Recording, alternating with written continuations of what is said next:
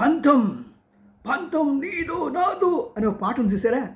అలాగే Elon Musk భారతదేశంలో 140 కోట్ల మంది ప్రజానీకం ఉండేటప్పటికీ అతనికి ఎలా కనిపిస్తున్నాడంటే, అబ్బా, నిగనిగ నాడిపోతున్నటువంటి యాపిల్ పండు చెట్టు మీద కాస్తూ ఉంటే, లేకుంటే మామిడి పండు, తీయని మామిడి పండు చెట్టుకి అలా కాస్తూ ఉంటే ఎగిరి అందుకునేటానికి అవకాశం ఉన్న ఆ మామిడి పండుని తినటానికి గొంట నక్కలాగా కాచు కూర్చున్నాడే ఈ ఇలాన్ మస్క్. గత 5-6 సంవత్సరాల నుంచి మన దేశం మీద చాలా ఒత్తిడి తీసుకొస్తున్నాడు. అతను స్టార్ లింక్ని, అంటే వాళ్ళ ఇంటర్నెట్ దాన్ని భారతదేశంలో పెట్టాలని స్థానికంగా ఉన్న కంపెనీలు జియో కానీ, ఎయిర్టెల్ కానీ, తర్వాత బిఎస్ఎన్ఎల్ కానీ, వోడాఫోన్ కానీ వీటన్నిటినీ మూల తన్నేసి హీరో అవుదాం అనుకొని అతను చాలా ప్రయత్నం చేస్తున్నాడు.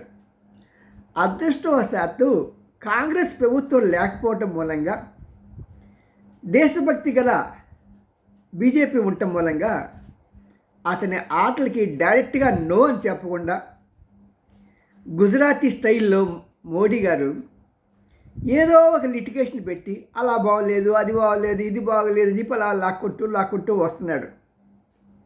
5 సంవత్సరాలు గడిచిపోయాయి. ఒక 4-5 నెలల క్రితం అయితే అతను భారతీయ టెలికాంతోనూ ప్లస్ ఈ జియో వాళ్ళతో కూడా ఒక ఒప్పందానికి వచ్చేసాడు. ఎందుకంటే వాళ్ళ స్కై లింక్ పనిచేయాలంటే ప్రతి కొంపలో కూడా ఒక డిష్ ఉండాలి. ఎవడైనా రోడ్డు మీదకి వెళ్తున్నా ఆ నెట్ పనిచేయాలంటే డిష్ పట్టుకుని వెళ్ళాల్సిందే.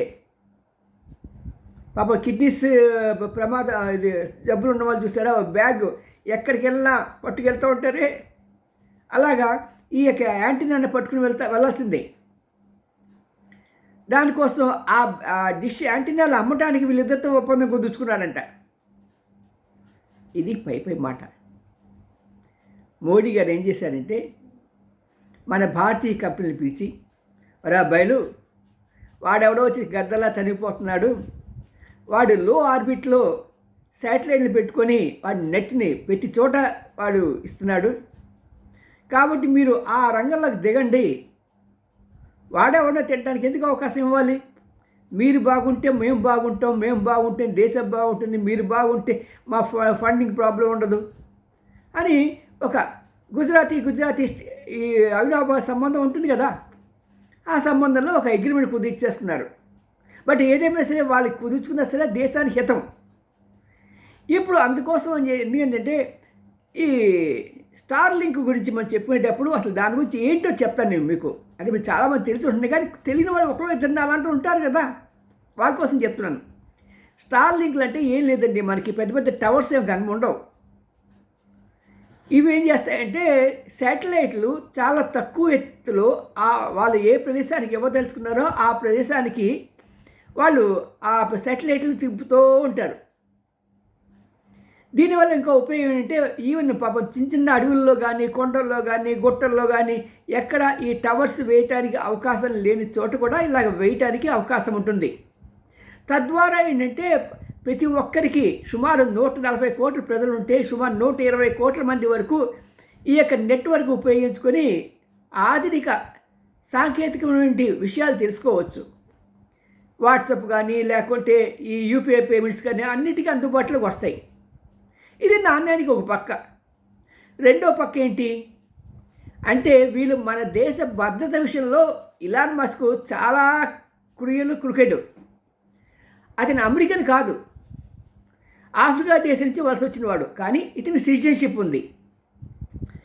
సాధారణంగా చూడండి, మీరు ఎప్పుడైనా సరే మతంలోకి మారినప్పుడు ఆ పాత మతంలో ఉన్నవాళ్ళు బాగానే ఉంటారు, కానీ కొత్తగా మతంలోకి వచ్చిన వాళ్ళు చాలా ఎక్స్ట్రా చేస్తూ ఉంటారు.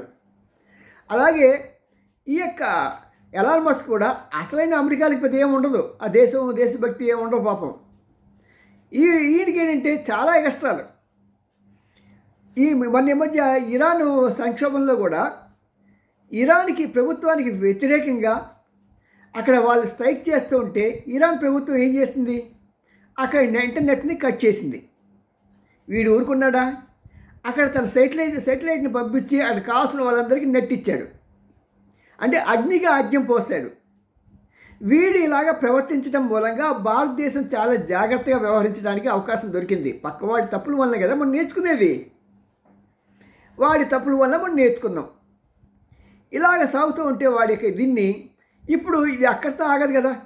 మన దేశంలో ఎక్కడెక్కడ ఏమున్నాయి, మిలిటరీ స్థావరాలు ఎక్కడ ఉన్నాయి, లేకుంటే మనం ఇంకేది పెట్టాము, మన అణ్వస్త్రాలు ఎక్కడ ఉన్నాయి, ఎక్కడ ఏ పరీక్షలు చేసేవన్నీ అమెరికాకి ఇచ్చేస్తారు. అంటే మన పేక తీసుకెళ్ళి వాడి చేతిలో దగ్గర పెట్టమాట. అందుకని చెప్పి అది కాకూడదు అనే ఉద్దేశంతో ప్రధాని మోడీ వీళ్ళకి చెప్పడం మూలంగా ఈ రోజున జియో అంటే రిలయన్స్ వాళ్ళు అంబానీ గారిదండి, వీళ్ళు ఏం చేశారంటే 1650 శాటిలైట్లని త్వరలో మేము ఆకాశంలోకి నింపబోతున్నాము. Very good. ఎందుకు? వీళ్ళ నెట్కి, వీళ్ళు అందించే నెట్ అనమాట. స్టార్ లింక్కి పోటీగా జియో లింక్ వస్తుందన్నమాట. వీళ్ళు వచ్చి దానికి దీంట్లో అడ్వాంటేజ్ అంటే దాంట్లో ఉన్నట్టుగా ఈ డిష్ కొనుక్కోవాల్సిన అవసరం లేదు. డిష్ పట్టుకొని రోడ్డు మీద తిరగాల్సిన అవసరం లేదు. ఇది దీని యొక్క ప్రత్యేకత. దీనికోసం సుమారు వీళ్ళు ఎన్ని కోట్ల 37,700 కోట్ల రూపాయలతో పబ్లిక్ ఇష్యూకి వస్తున్నారు.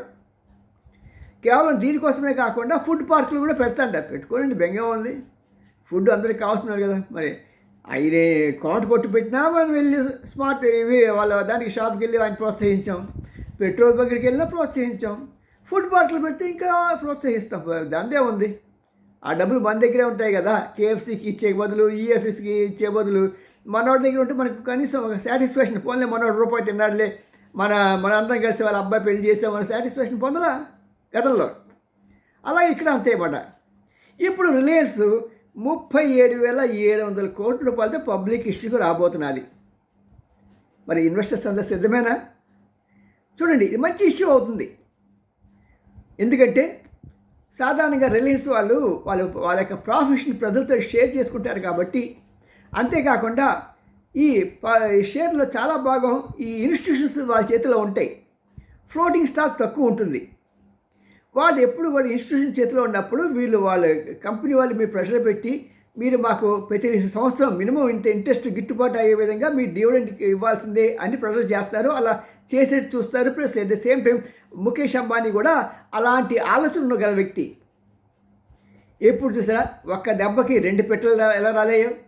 ఒకటేమో స్టార్ లింక్ మన భారతదేశంలోకి వచ్చినా సరే వాడేం పీక్కోలేడు. ఎందుకంటే కేవలం అంబానీకి ఇవ్వట్ల, ఇంకో కంపెనీ కూడా త్వరలో ఈ యొక్క శాటిలైట్ల ద్వారా మళ్ళీ వాళ్ళు వస్తున్నారు ఇలాగే ఇంకో లింక్తో. స్టార్ లింక్ కాకుండా ఇంకో లింక్తో వస్తారు. భారతీయ లింకో ఏదో లింకు. వీళ్ళిద్దరూ తినగా మిగిలింది అక్కడ ఏముంటుందండి? ఆ ఎంగిలి ఆకుల్లో ఉన్నది తింటాడు పాపం మన ఎలాన్ మస్క్. పోన్లండి, ఎక్కడో ఒకటి కనీసం ఎంగిలాకులనే వస్తాయి. ఎందుకంటే మన ఎంగిలాకులో మిగిలింది అమెరికా మొత్తం ప్రజలంతా కూడా వాడినంత సమానం. వాడికి అదే సాటిస్ఫాక్షన్. ఎవడి కర్మ వాడిది. సిఓబిఎన్ రామ్జీ, సీనియర్ జర్నలిస్ట్. గుడిగంటలు 9 లైక్ చేయండి, షేర్ చేయండి, సబ్స్క్రైబ్ చేయడం మాత్రం మానకండి. బాయ్.